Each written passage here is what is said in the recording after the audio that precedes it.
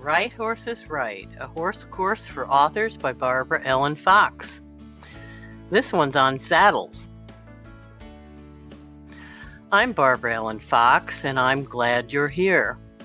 We'll start with the basic riding style so you can be sure your character is using the correct equipment.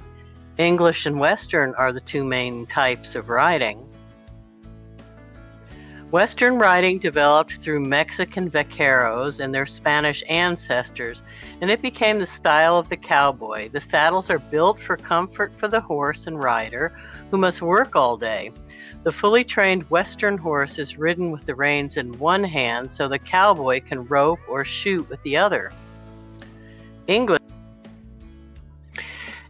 riding developed in England and Europe and was the style the colonists rode. George Washington rode English, and for the most part, the Southerners did. English riding is what you see in the modern Olympics. Both kinds of riding can be used on the trail. Aristocracy rode English when they rode to the hounds. Riding to the hounds means they hunted foxes from horseback with a pack of foxhounds. Along with horse racing, it was a major sport in colonial days and is still an active sport in America. Most Western riding activities grew out of ranch work and rodeos. Rodeos became popular in America after the Civil War. Prescott, Arizona's Frontier Days and the Fort Worth Stock Show and Rodeo are two of America's longest running rodeos.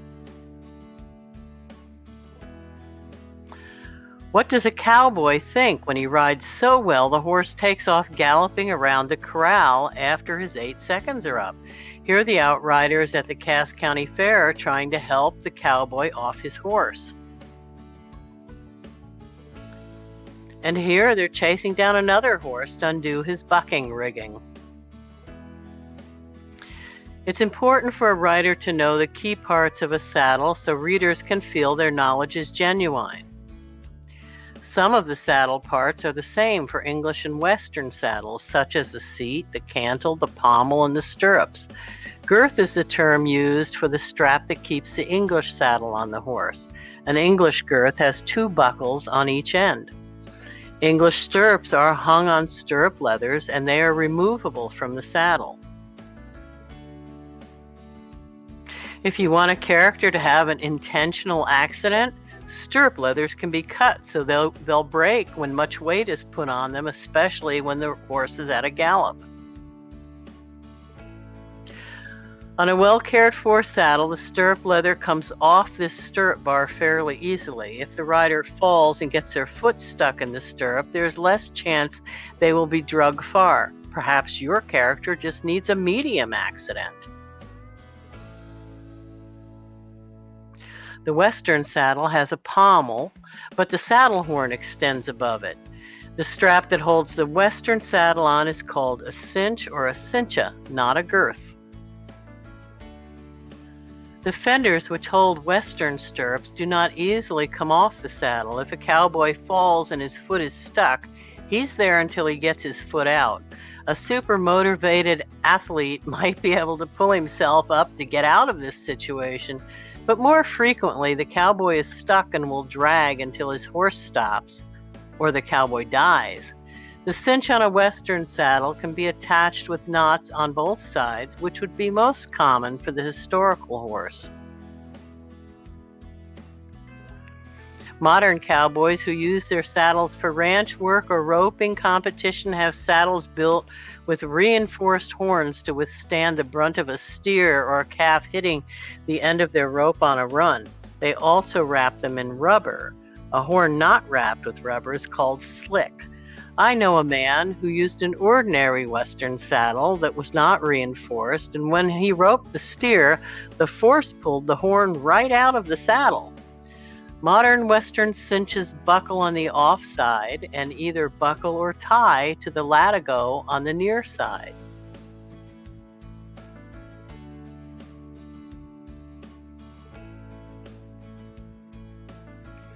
There are saddle strings front and rear, 4 pair. The rear strings might be used to hold the bedroll across the skirt and under the cantle of the saddle. The front strings might be used to hold the lariat if there is no other hanger.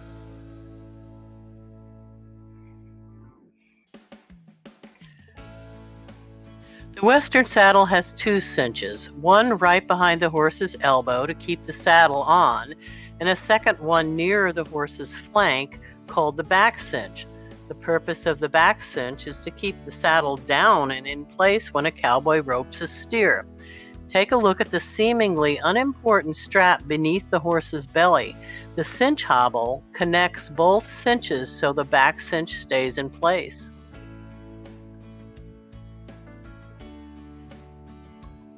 If the back cinch is too loose and the horse kicks at his stomach, he can catch his back hoof in it. The back cinch is not meant to hold the saddle on the horse. If it's too snug or slides back, a horse can become annoyed and buck. The straps around this rodeo horse's flank are called bucking straps. They circle the sensitive part just behind the horse's belly, and they are applied tightly, causing the discomfort that makes the horse buck.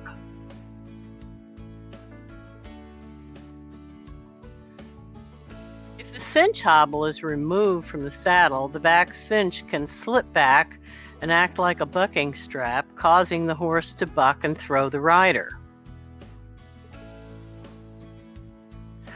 Western saddles range from very basic leather for work to silver laden for shows and parades. A Western work saddle in 1850 cost $30 to $60 and would have been handmade. A handmade saddle today would cost around $6,000. Saddles come in different seat sizes. 12 inches from pommel to cantle in a Western saddle would suit a child, while 16 inches would be for an adult.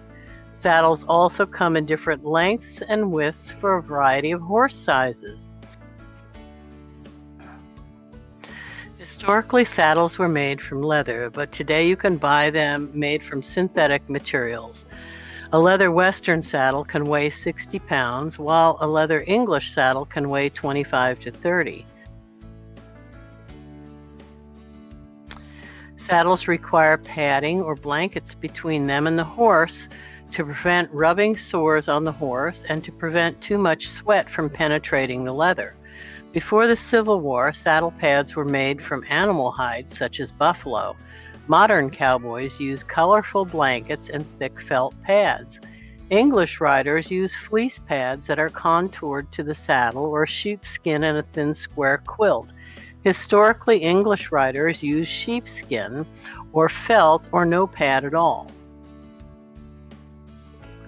A tie-down is used to keep the horse from raising his head when the rider pulls on the reins. The breastplate helps to keep the saddle from sliding back too far, especially when the horse is climbing up hills or mountains. In limited capacity, it also helps keep the saddle from shifting side to side. The breastplate hooks to the saddle on each side. There is a strap that goes between the horse's front legs and clips to the cinch. This must be unhooked and also unattached from one side before the saddle is removed, or you'll tangle the saddle with the horse. Greenhorns forget to undo the correct buckles. A greenhorn or tenderfoot is someone who hasn't a clue about horses, or they're a potential ranch hand who has just begun to learn.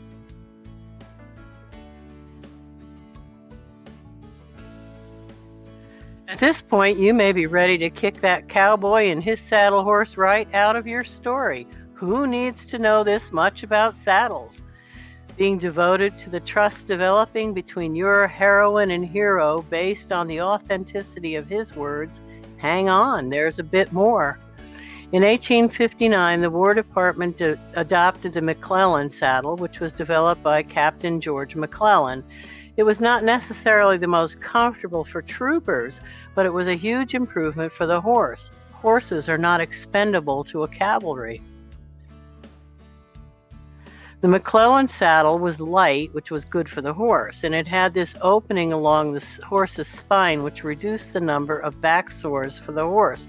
Like I said, the cavalry may have favored the horse.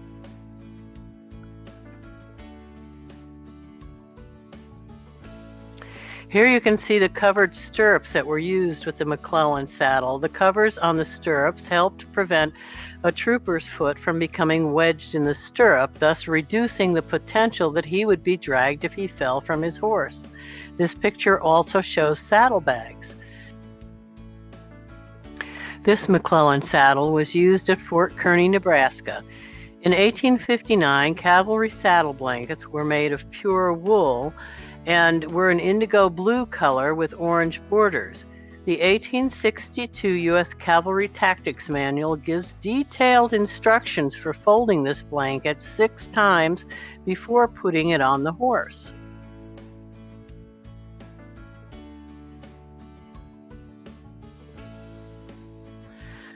Sidesaddle was considered the proper way for women to ride from the Middle Ages until the suffragettes won the vote in 1920. This is a Western style side saddle, evidenced by its large skirt, the saddle strings, and the Western tooling on the skirt and the stirrup leathers. Tooling is the design the saddle maker used to embellish the leather.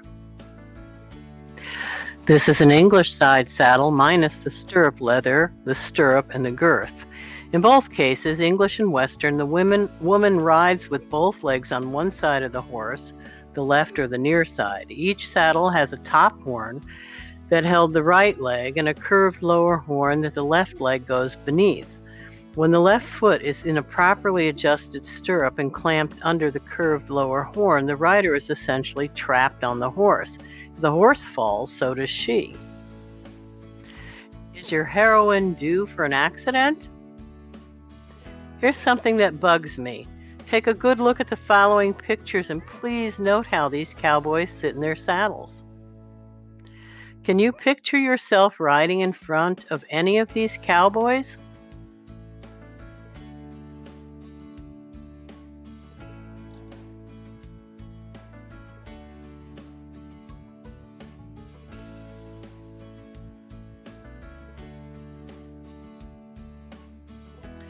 There is no room for an adult-sized person in front, not in the saddle along with this cowboy. And not on the horse's neck, at least not without pain and suffering. Your cowboy hero cannot save his lady and have her ride in front of him in the saddle unless she sits in the saddle and he sits behind the saddle on the horse. That would apply to a grown woman as well as this dad and his daughter. Think how romantic. He could have his arm around her while he guides the horse. He could whisper in her ear, smell the floral scent of her hair. She might smell his athletic scent or something else, tobacco, coffee, hot chocolate, body odor, and leather. And she'll hold the saddle horn feeling safe and warm, her back pressed against his chest, in his arms, and under his control while he controls the horse.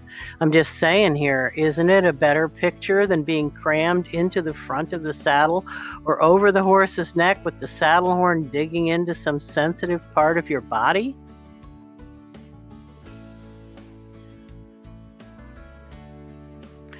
Maybe riding in front of this fellow in an English saddle would be a little less painful since there's no saddle horn. Or she can ride behind him, sitting on the saddle skirt, holding around his waist, a lot like she might do on a motorcycle. Ah, the possibilities. Good job, you made it. I hope you have some ideas to enhance your story. Before you go, let's review a few words. Cinch or cincha holds the Western saddle on the horse. Girth holds the English saddle on the horse. Stirrup leathers hold the stirrups on the English saddle, and fenders hold the stirrups on the Western saddle. Saddle horn, Western saddle.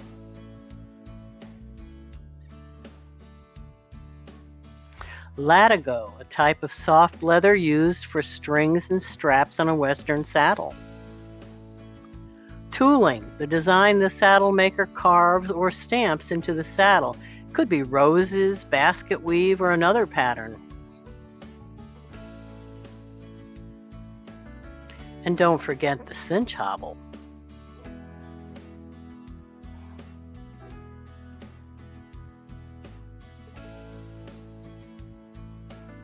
Questions? Email me at barbara@barbaraellenfox.com. I'll do my best to give you an answer. For more Right Horses Right video lessons, join me at barbaraellenfox.com.